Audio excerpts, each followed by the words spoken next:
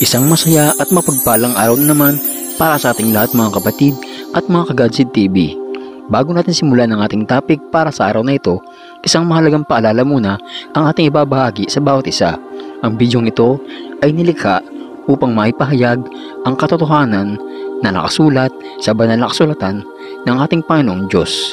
Hindi layunin ng bidyong ito na atakihin at paratangan ang sinuman sa ating mundo.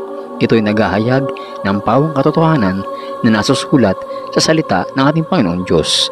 Layunin ng bidyong ito na magbahagi ng mga katotohanan upang magkaroon tayo ng kaliwanagan sa ating buhay at pananampalataya.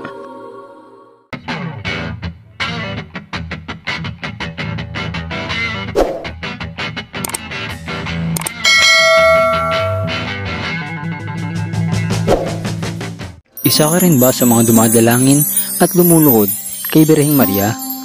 Isa ka rin ba sa gumagamit ng rosaryo at nananalangin sa kanya?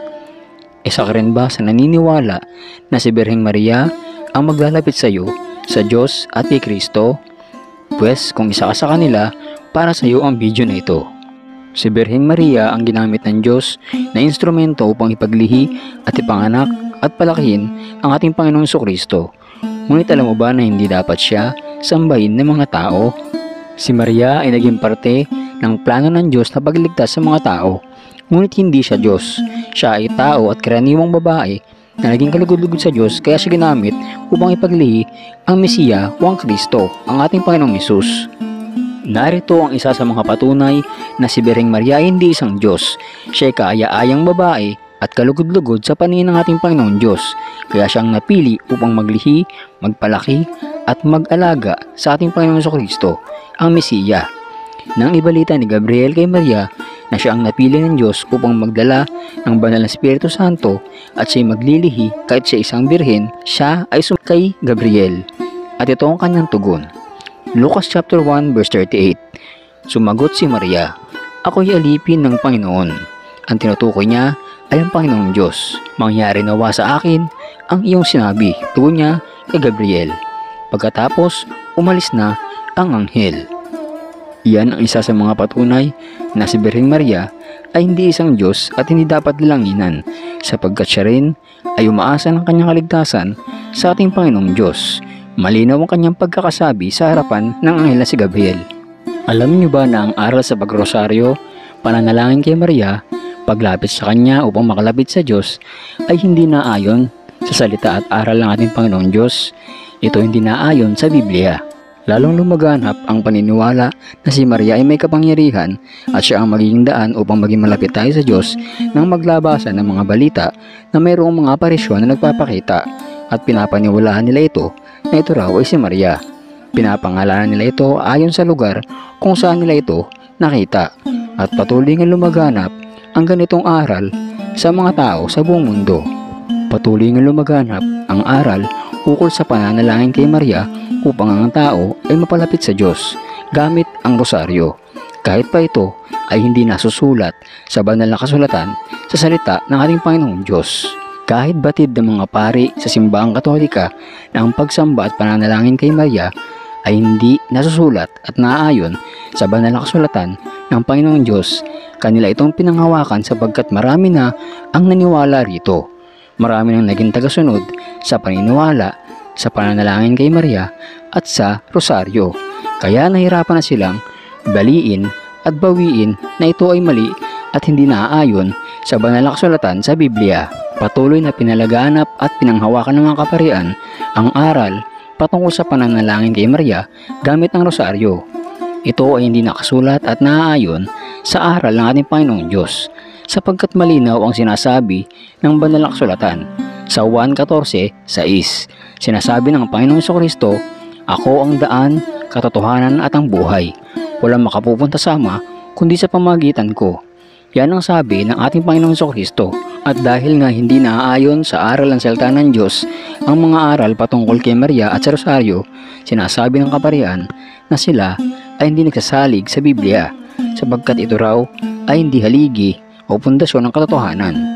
Ngunit kung ating iisiping mabuti ang patungkol kay Maria, Jesus mga alagad ni Kristo, Moses at iba pa ay pawang nakasulat lamang sa Biblia na sinasabi nila na hindi pundasyon at haligi ng katotohanan.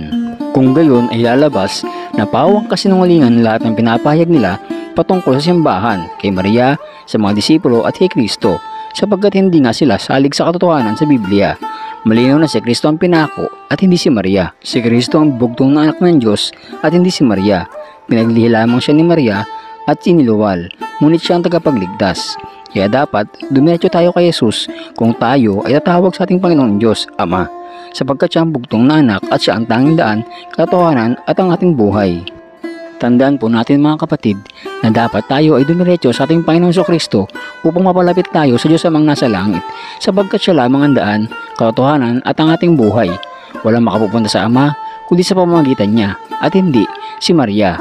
Huwag nga tayong dadaan kay Maria at sa Rosario. Malinaw ang pinapahayag ng kasulatan na ang tanging pananampalataya lamang natin sa pagkamatay at muling pagkabuhay ng ating Panginoong Kristo ang magliligtas sa atin patungo sa buhay na walang hanggan. At ito rin ang maglalapit sa atin sa ating Diyos Ama na nasa langit, na siyang lumikha ng lahat. Ipagkakaloob ng Ama kay Kristo Jesus ang lahat ng kapangyarihan, at ito nga'y ipinagkaloob niya na. At si Jesus ang hahatol sa ating lahat, maging sa demonyo o diablo si Satanas. Kung tayo ay maniniwala sa maling paraan ng pananampalataya, tayo ay inilalayo nito sa ating Panginoong Diyos. Isipin mo kapatid, tatawag ka sa Diyos sa pamamagitan ni Maria, ito ka, ito si Maria, at ang Rosario at ang mga santo, si Kristo at ang Diyos. Hindi ba't napakalayo natin sa Panginoong Diyos? Ngunit kung tayo nasa tama, ikaw, si Kristo at ang Diyos, hindi ba't napakalapit natin sa ating Ama na lumikha sa lahat? Si Kristo lamang ating tulay at daan patungo sa Ama na nasa langit. Siya lamang ang bibigay sa atin ng kaligtasan at walang hanggang buhay. Nang magrebelde si Lucifer laban sa Diyos, siya ay binagsak sa lupa sa kilaliman. Siya ay narito upang magnakaw, magwasak at pumatay. Siya ay isa sa pinakamagagandang anghel sa langit. Siya ay lingkod ng Diyos nung siya ay isa pang anghel. Siya ay may kapangyarihan din. Kaya ni Lucifer na mag-anyo ng anumang bagay na nais niya.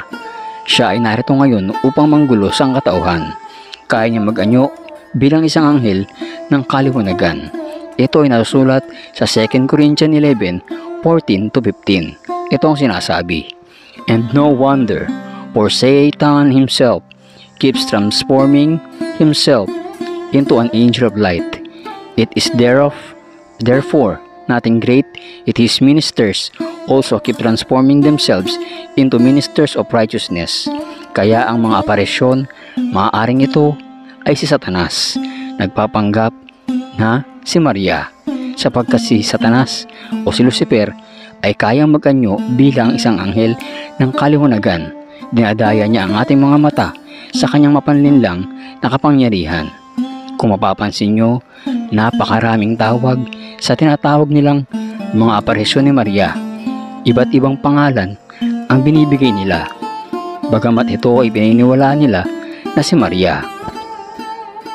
Mga kapatid at mga kaibigan, nais po namin ipabatid sa inyo na kami lubos pusong gumagalang at nirespeto namin si Birheng Maria, sapagkat siya ginamit ng Diyos upang maging instrumento ng pagliligtas ng Diyos sa sangkatauhan. Siya ang ginamit niya upang maging ina ng Panginoong Kristo dito sa lupa. Ngunit gayon pa man, kailangan namin ipahayag sa inyo ang katotohanan na nasusulat sa banal na salita ng ating Panginoong Diyos upang tayo ay makalaya at maligtas. Ang ating Panginoong Kristo lamang ang ating tanging daan patungo sa buhay na walang hanggan.